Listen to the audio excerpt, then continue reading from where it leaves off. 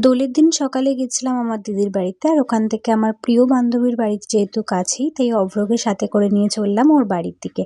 যেতে গিয়ে দেখি পুরো রাস্তাঘাটে সব জায়গায় সবাইকে ধরে ধরে রং মাখাচ্ছে। আমি কোনো মতে নিজেকে বাঁচিয়ে বাঁচিয়ে গেছিলাম। ওখানে গিয়েই প্রথমে দেখলাম প্রত্যেকটা গোপুকে কি সুন্দরভাবে সাজিয়ে রেখেছে, একসাথে ওরা আজকে দোল সেলিব্রেশন করছে।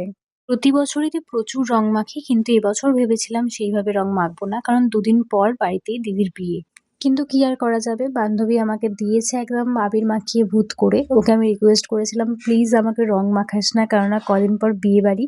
রংটা না উঠলে আর আমার প্রচুর অ্যালার্জি আছে রঙেতে, আমার পুরো মুখে র্যাশ বেরিয়ে যায়। তারপর এরাও এসে আমাকে ধরেই রং মাখালো। আর এখানে অভ্র আর সোহম ছিল, ওরাও খুব মজা করছিল। অভ্র তো ওখানে সবার সাথে গিয়ে খুব ভালোভাবে মিশে গেছিল। তারপর কাকিমা আমাদের জন্য আনলো লস্যি, আর এটা খেয়ে চলে গেছিলাম বাড়িতে।